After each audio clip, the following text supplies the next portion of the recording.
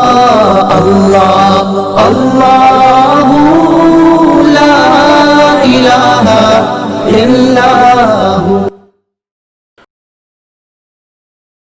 بسم اللہ الرحمن الرحیم، نحمدہ و نصلی علی رسولہ الکریم و اہل بیتہ الطیبین الطاہرین المعصومین۔ توحید باری تعالیٰ میں ایک بحث ہے کہ آیا اللہ کو ان آنکھوں سے ہم دیکھ سکتے ہیں یا نہیں دیکھ سکتے۔ اس پر متعدد قرآن کی آیات ہیں، لن ترانی یا موسیٰ تم مجھے ہرگز نہیں دیکھ سکتے۔ تو رؤیت دو قسم کی ہے، ایک رؤیت ہے بالبصر اور ایک رؤیت ہے بالقلب۔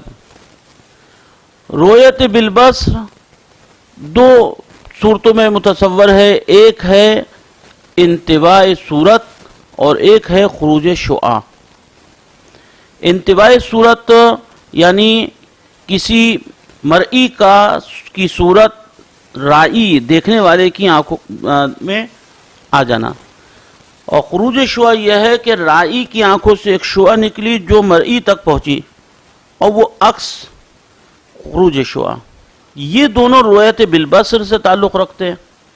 ہمارا مورد بحث بھی یہی ہے، آیا اللہ کو رؤیت بالبصر ممکن ہے یا نہیں۔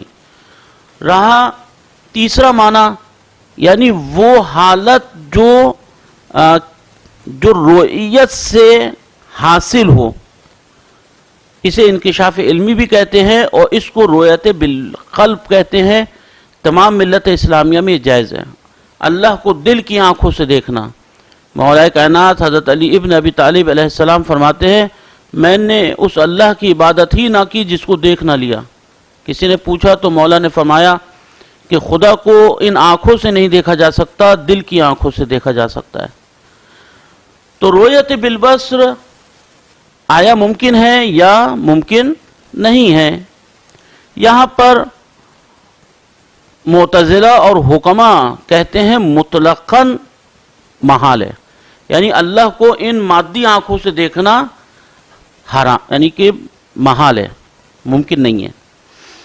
اور اشاعرہ، مجسمہ اور کرامیہ وہ یہ کہتے ہیں کہ رؤیت بالبصر ممکن ہے۔ پھر مجسمہ اور کرامیہ ایک طرف ہو جاتے ہیں، اشاعرہ ایک طرف ہو جاتے ہیں، ایک اختلاف۔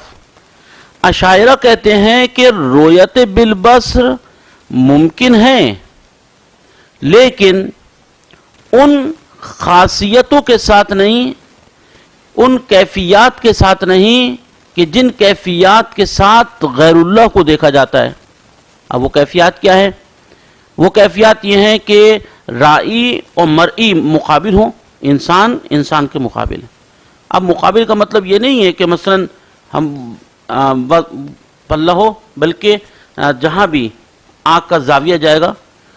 ایک ہے حکم مقابل، جیسے کہ انسان کے مقابلے میں آئینہ، اسی طرح قرب و بعد ہے، اسی کیفیات میں انتباہ صورت اور خروج شعاع ہے۔ اشاعرہ کہتے ہیں اللہ کو بالبصر، رؤیت بالبصر ان آنکھوں سے دیکھنا ممکن تو ہے، لیکن یہ کیفیات اللہ کے لیے نہیں ہے۔ لیکن انہوں نے یہ وضاحت نہیں کی کہ ان کیفیات کو اگر ہم ہٹا دیں تو رؤیت بالبصر کس صورت میں ممکن ہے، اس بارے میں یہ لوگ خاموش ہیں۔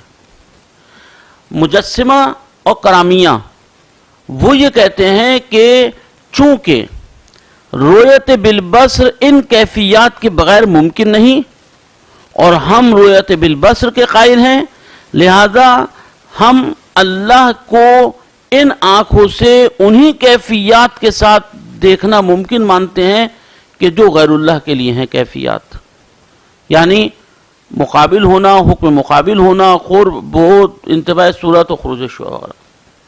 وہ کہتے ہیں اب ان کی اس بات پر ہماری دلیل یہ ہے کہ اگر آپ اللہ کو انہی کیفیات کے ساتھ جو غیر اللہ کے لیے ہیں، انہی کیفیات کے ساتھ اللہ کے لیے رؤیت بالبصر کے اگر آپ قائل ہیں، تو اس کا مطلب یہ نکلے گا کہ جب انسان اللہ کو دیکھ رہا ہے تو اللہ یا مقابل ہوگا، جیسے انسان کے مقابل انسان، یا حکم مقابل ہوگا، ان دونوں صورتوں میں اور تمام کیفیات کی صورت میں اللہ کا ذو جہہ ہونا لازم آئے گا، یعنی خدا کسی جہت میں ہے۔ اگر اللہ کو کسی جہت میں مان لیا تو خدا کو جسم مان لیا، اور اگر اللہ کو جسم مان لیا تو پھر اللہ ممکن الوجود بن گیا، جبکہ ہم اللہ کے ممکن الوجود کے بطلان پر ہم عرض کر چکے، جو عقلاً محال ہے اللہ کا ممکن الوجود ہونا۔ اللہ واجب الوجود ہے، یعنی ہمیشہ سے ہے، ہمیشہ رہے گا، اور اس کی تمام تفصیل۔ تو خدا وحدہ لا شریک کو اگر آپ نے یعنی رؤیت بالبصر کے قائل ہو گئے تو اللہ کو ذو جہہ مانا، ذو جہہ مانا، خدا کو جسم مانا، خدا کو جسم مانا، یعنی خدا کو ممکن الوجود مانا۔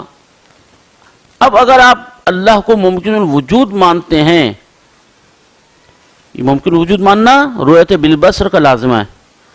اگر اللہ کو آپ نے ممکن الوجود مانا تو پھر وہ تمام خاصیتیں آپ نے گویا مان لی جو ممکن الوجود کے ساتھ ہے۔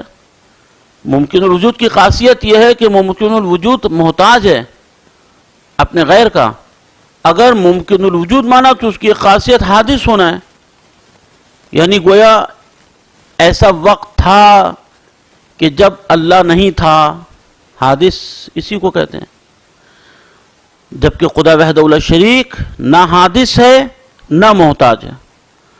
چونکہ خدا وحدہ لا شریک نہ حادث ہے نہ محتاج، جب آپ نے خدا کے حدوث اور خدا کے محتاج ہونے کا انکار کر دیا تو اس کا مطلب یہ ہوا کہ آپ ممکن الوجود کو نہیں مانتے کہ اللہ ممکن الوجود ہے۔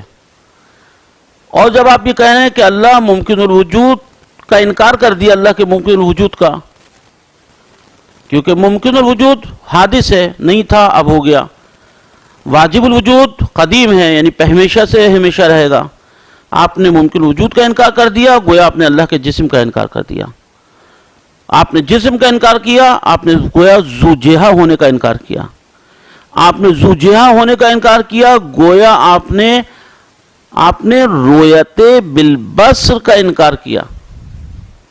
بعض اوقات انسان کہہ کچھ رہا ہوتا ہے اور ایک ہی وقت میں دو متضاد باتوں کا اقرار کر رہا ہوتا ہے۔ اگر فرض کریں ہم آپ کے سامنے کہیں کہ رات کی خاصیتیں بیان کریں کہ ستارے ہیں، چمک رہے ہیں اور جو خاصیتیں ہیں رات کی، لیکن آپ سے کہا جائے کہ یہ خاصیتیں تو ہیں لیکن ابھی ہو رہا دن ہو رہا ہے، آپ کہیں گے ذہنی توازن خراب ہو گیا ہے۔ اگر خاصیتیں رات کی ہیں تو پھر ہے رات، آپ دن کی بات نہ کریں۔ تو اسی طرح اگر خدا وحدہ لا شریک کے لیے اگر ممکن الوجود کی خاصیتوں کا انکار کر رہے ہیں تو پھر رؤیت بالبصر کا بھی انکار کرنا پڑے گا۔ اور رؤیت بالبصر یعنی خدا وحدہ لا شریک کو آنکھوں سے دیکھنا محال ہے۔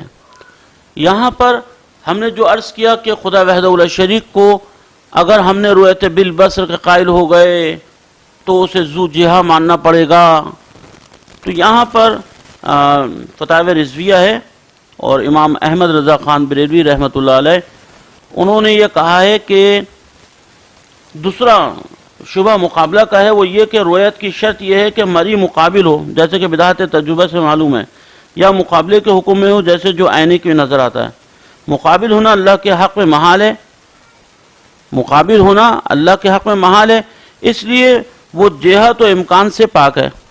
اس شبہ کا جواب یہ ہے کہ مقابلہ کا شرط رؤیت ہونا ہم نہیں مانتے، یعنی آپ فرما رہے ہیں کہ اگر اللہ کو رؤیت بالبصر کے قائل ہو گئے تو پھر ضروری نہیں ہے کہ اللہ کا مقابل ہونا ہم مان لیں کہ اللہ کو مقابل ہونا پڑے گا، ذو جہہ ہونا پڑے گا۔ اچھا، اس کو دلیل کیا دے رہے ہیں؟ دلیل فرما رہے ہیں کہ یہ جو کہا گیا ہے کہ رؤیت کے لیے مقابل وغیرہ شرط ہے، اس دلیل سے باطل ہے کہ خدا تعالی ہمیں دیکھتا ہے اور مقابلہ وغیرہ بالکل نہیں۔ تو یہاں ہمارا عرض یہ ہے کہ یہاں بات ہے خدا کو دیکھنے کی، ہم دیکھیں گے انسان اللہ کو دیکھیں گے تو پھر ہم یہ کہتے ہیں کہ اللہ کو دیکھا تو ذو جہہ، رؤیت بالبصر کے قائل ہو گئے تو ذو جہہ ماننا پڑے گا، ذو جہہ مانا تو جسم مانا.